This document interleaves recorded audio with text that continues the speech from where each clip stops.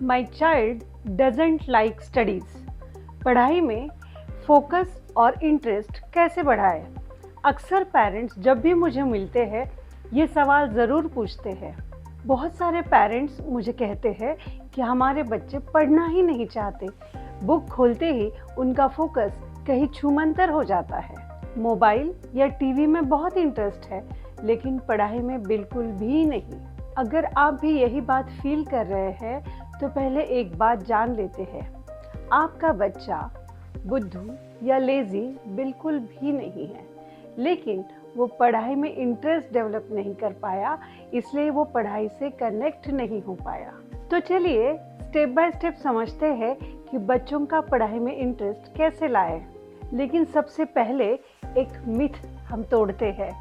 हम सोचते हैं बच्चा पढ़ने बैठेगा तभी उसको इंटरेस्ट डेवलप होगा, बट रियलिटी ये है कि जब इंटरेस्ट आएगा तभी पढ़ाई में फोकस बढ़ेगा।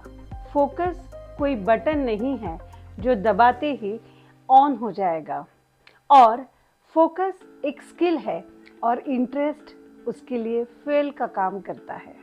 दूसरी समझने वाली बात यह है कि क्यों बच्चों को पढ़ाई पसंद नहीं आती। इसके 3 महत्वपूर्ण रीजंस है जिसके बारे में आज हम बात करेंगे। पहला रीजन है प्रेशर। हम हर वक्त बच्चों को पढ़ने के लिए प्रेशराइज करते हैं।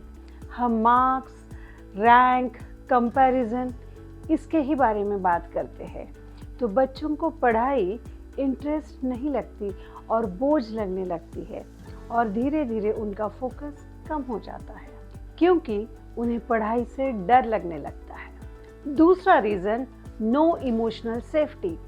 जब बच्चे पढ़ते समय कुछ गलतियां करते हैं या कम मार्क्स लाते हैं तो हम उन्हें डांट देते हैं। हम और अच्छा चाहते हैं, लेकिन बच्चा उस प्रेशर को झेल नहीं पाता और फिर कहीं उसका सेल्फ कॉन्फिडेंस कम होता है और इसलिए बच्चा पढ़ाई से दूर भागता है। तीसरा महत्वपूर्ण reason one size fit all method. मतलब हर बच्चा अलग होता है, उसका पढ़ने का तरीका भी अलग होता है। कोई बच्चा ऑडिटरी लर्नर होता है तो कोई बच्चा विजुअल लर्नर होता है, कोई कैनेस्थेटिक लर्नर होता है, लेकिन जनरली घर में हम सभी बच्चों को एक जैसे ही तरीके से पढ़ाते हैं और इसीलिए वो तरीका किसी बच्चे में काम करता है और किसी बच्चे में काम नहीं करता। तो चलिए अब रियल सॉल्यूशंस के बारे में बात करते हैं स्टेप बाय स्टेप। और पहला स्टेप है रिलेशनशिप फर्स्ट, रूटीन बाद में। हर मम्मी जब भी बच्चे को पढ़ाने बिठाती है तो पहले से ही डांटना चालू कर देती है, जल्दी बैठो, पढ़ने का टाइम हो गया, होमवर्क कंप्लीट करो, एंड बच्चा तभी से एक डर के माहौल में रहता है। तो जब आपको बच्चे को पढ़ने बिठाना है तो 5 मिनट उससे अलग अलग बातें कीजिए, सिंपल बातें कीजिए, पढ़ाई से हट के बातें कीजिए, उससे इमोशनली कनेक्ट हो जाइए, उसमें हैप्पीनेस फील होने दीजिए और फिर धीरे से उसे बोलना कि चलो बेटा होमवर्क भी कर लेते हैं। फिर देखिए वो कितना अच्छे से फोकस्ड वे में पढ़ाई करता है। जिस दिन आपका बच्चा आपसे पढ़ने बैठने के पहले इमोशनली कनेक्ट हो जाएगा, उस दिन उसके दिमाग में हर आपकी बात जाएगी। इसलिए पढ़ाई करने के पहले 5 मिनट 10 मिनट अपने बच्चों की बातें ज़रूर सुनिए, उनसे गपशप मारिए, बिना किसी लेक्चर, बिना किसी एडवाइस के। दूसरा स्टेप, स्टडीज़ को मीनिंगफुल बनाइए। मतलब बच्चों को ये समझाइए कि वो पढ़ाई क्यों कर रहे हैं, सिर्फ मार्क्स लाने के लिए, एग्ज़ाम में पास होने के लिए, रैंक लाने के लिए या किसी और चीज़ के लिए। उनका गोल क्लियर कीजिए, उन्हें बताइए इस पढ़ाई से आपके ड्रीम पूरे होने वाले हैं। डेली के लाइफ में, रूटीन में उस पढ़ाई को अप्लाई करके दिखाइए ताकि उनका इंटरेस्ट डेवलप हो सके। कई बार बच्चे सोचते हैं ये पढ़ाई जीवन में काम ही नहीं आती, पर आती है, हमने कभी उसका एप्लीकेशन बच्चों को बताया नहीं है। सो इंटरेस्ट डेवलप करना है तो उस पढ़ाई के पीछे के बड़े से गोल को उन्हें बताइए। थर्ड स्टेप, छोटे छोटे फोकस ब्लॉक्स। पहले ही दिन बच्चा 1 घंटा या 2 घंटा लगातार पढ़ाई नहीं कर सकता, लेकिन हम जिस दिन पढ़ाने बिठाते हैं हम बहुत लंबा बिठाने की उम्मीद करते हैं और कोशिश करते हैं, बच्चों का फोकस नहीं रहेगा। सो 20 मिनट पढ़ाइए, 5 मिनट का ब्रेक दीजिए, फिर 20 मिनट पढ़ाइए, 5 मिनट का ब्रेक दीजिए। देखिए धीरे धीरे ड्यूरेशन बढ़ेगा और एक दिन ऐसा आएगा कि बच्चा 2 घंटा लगातार पढ़ेगा और 10 मिनट का ब्रेक लेगा। सो धीरे धीरे ड्यूरेशन बढ़ाना है, इससे फोकस मसल्स धीरे धीरे स्ट्रॉन्ग हो जाती है। 4th स्टेप, एफर्ट की तारीफ करिए, रिजल्ट्स की तारीफ मत करिए।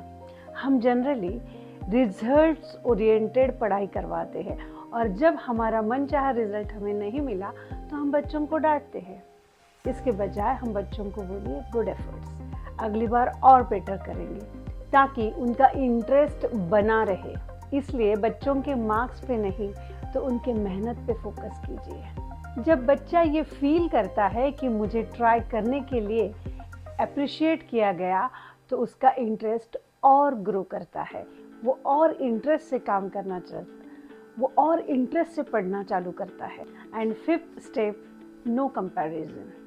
कंपैरिजन हमेशा बच्चे का सेल्फ एस्टीम लो कर देता है, उसका कॉन्फिडेंस कम करते हैं।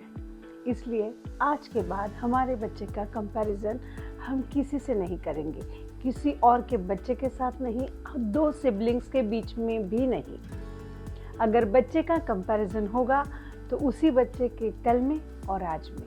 कई पेरेंट्स कंपैरिजन को मोटिवेशन समझते हैं, पर ये एक बहुत बड़ा मेंटल ब्लॉक है। सो पेरेंट्स कंपैरिजन से दूर रहिए।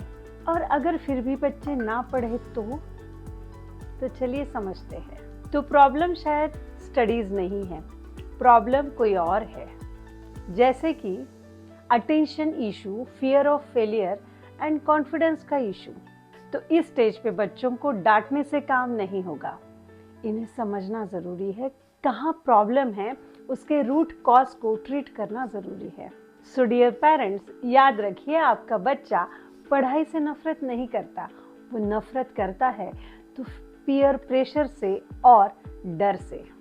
जिस दिन आप उन्हें जज करना छोड़ दोगे, बच्चा पढ़ना शुरू कर देगा। अगर आपके बच्चे का भी फोकस का इशू है तो प्लीज़ कमेंट में फोकस टाइप कीजिए, ताकि मैं आपको स्टेप बाय स्टेप और डिटेल सॉल्यूशंस प्रोवाइड कर सकूं। Thank you.